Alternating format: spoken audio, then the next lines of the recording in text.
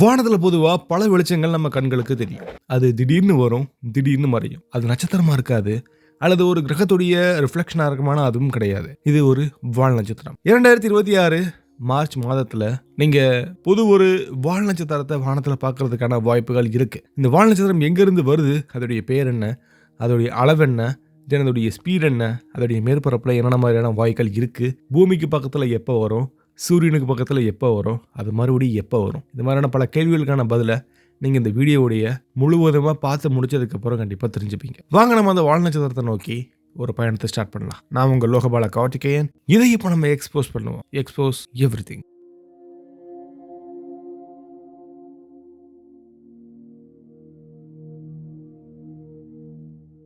இப்போ நம்ம பார்க்கக்கூடிய காமெட்டுடைய பேரு விர்ச்சஸ். ஒரு காமெட் உருவாக்குற இடம் சூரிய குடும்பத்துடைய ரொம்ப தொலைவான ஒரு பகுதியாக தான் இருக்கணும். 2 முக்கியமான பகுதிகள் இருக்கு. ஒன்று கைப்பர் பெல்ட், இன்னொன்று வூட் கிளவுட். கைப்பர் பெல்ட் சுமார் 30லிருந்து 50 ஆஸ்ட்ரானாமிக்கல் யூனிட்ஸ் தூரத்தில் இருக்கு. ஆனால் வூட் கிளவுட் 20,000லிருந்து 1,00,000 ஆஸ்ட்ரானாமிக்கல் யூனிட்ஸ் தூரத்தில் இருக்கலாம். ஒரு ஆஸ்ட்ரானாமிக்கல் யூனிட்ஸ் அப்படிங்கிறது பூமிக்கும் சூரியனுக்கும் இடைப்பட்ட சராசரி தூரம். அது சுமார் 150 மில்லியன் கிலோமீட்டர்.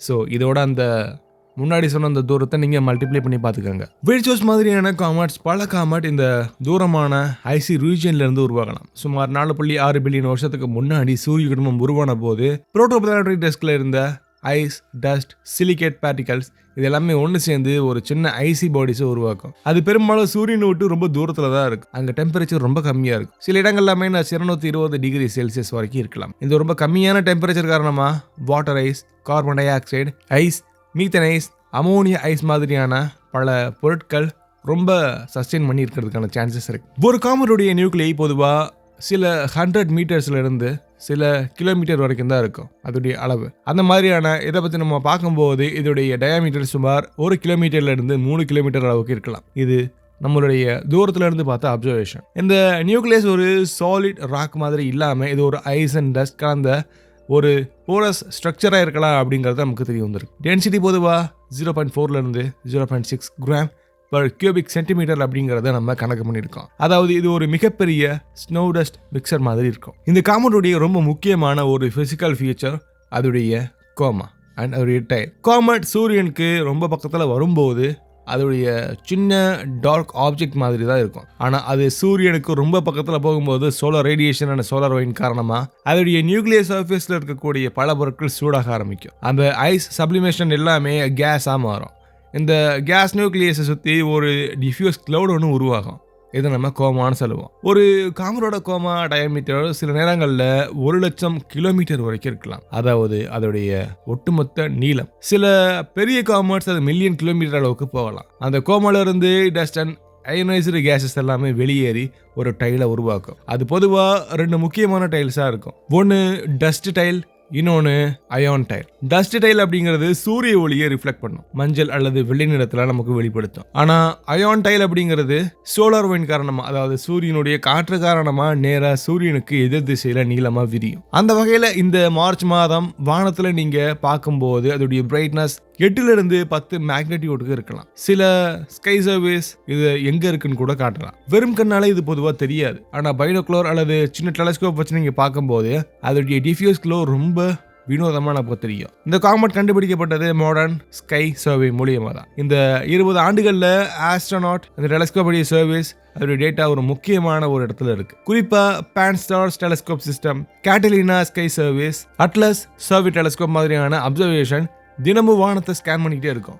இந்த சர்வீஸ் சிசிடி டிடெக்டர்ஸை பயன்படுத்தி இந்த வானம் முழுக்க இமேஜிங் பண்ணிட்டே இருக்கும். அதை தொடர்ந்து கம்ப்யூட்டர் அல்காரிதம்ஸ் அந்த மூவிங் ஆப்ஜெக்டை ஐடென்டிஃபை பண்ணும். காமெட் விர்ச்சஸ் கண்டுபிடிச்ச அந்த டேட்டா மைனர் பிளானட் சென்டர் டேட்டாபேஸ்ல இருந்து பதிவு செய்யப்பட்டது. மைனர் பிளானட் சென்டர் அப்படிங்கிறது இன்டர்நேஷனல் ஆஸ்ட்ரோனாமிக்கல் யூனியனுக்கு கீழே செயல்படக்கூடிய ஒரு ஆர்கனைசேஷன். இது காமெட் அண்ட் ஆஸ்ட்ராய்டு ஆர்பிட்டல் டேட்டாவை கலெக்ட் பண்ணிட்டே இருக்கும், அதை மெயின்டைன் பண்ணிட்டே இருக்கும். ஒரு காமெட் கண்டுபிடிச்சதுக்கு அப்புறம் ஆஸ்ட்ரோநாட்ஸ் அதோடைய ஆர்பிட்டை கணக்கு பண்றதுக்காக டெலஸ்கோப் அப்சர்வேஷனை பல நாட்களுக்கோ அல்லது பல வாரங்களுக்கோ எடுக்கப்படுறாங்க. ஒவ்வொரு அப்சர்வேஷன்லையும் காமெட்டுடைய பொசிஷன் அதோடைய வானத்தில் எந்த இடத்துல இருக்குன்றதை பார்க்கும், பதிவு செய்யும். இந்த டேட்டா பயன்படுத்தி ஆர்பிட்டல் பேராமீட்டர்ஸ் கால்குலேட் பண்ணப்படும். ஒரு காமெட் சுத்தும் போது பொதுவாக அது எலிப்டிக்கல் அல்லது சில நேரங்களில் ஹைலி எலாங்கேட்டட் எலிப்டிக்கல் பேத்ல தான் இருக்கும்.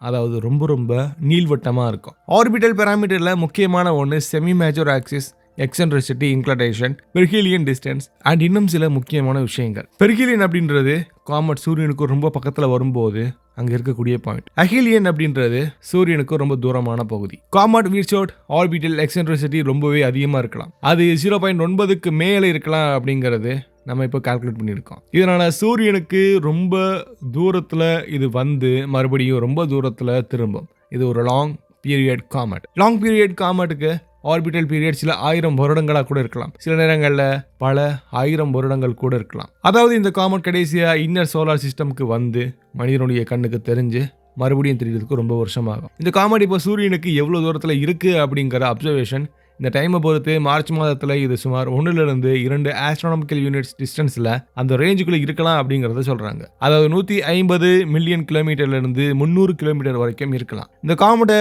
நம்ம ரீச் பண்ணணும்னா ஒரு ஸ்பேஸ் கிராஃப்ட் ஒன்று அனுப்புனா எவ்வளோ நேரம் ஆகும்? இது ஒரு சின்ன இமேஜினேஷன். இந்த காமெட்டை நம்ம ரீச் பண்ண 10 வருடங்கள் எடுத்துக்கலாம். ஸ்பேஸ் கிராஃப்டோடைய வெலாசிட்டி, ட்ராஜெக்டரி, கிராவிட்டி அசிஸ்ட் மாதிரியான ஃபேக்டர்ஸ் ரொம்ப முக்கியமாக இருக்கும். இந்த காமெட் சுமார் 1லிருந்து 2 ஆஸ்ட்ரானமிக்கல் யூனிட்ஸ் அப்படின்ற டைரக்ட் ட்ராஜெக்டரியை மிஷன் சுமார் 3லிருந்து 6 வருடங்கள் அந்த கம்ப்ளீட் பண்ணுறதுக்கு எடுத்துக்கலாம்.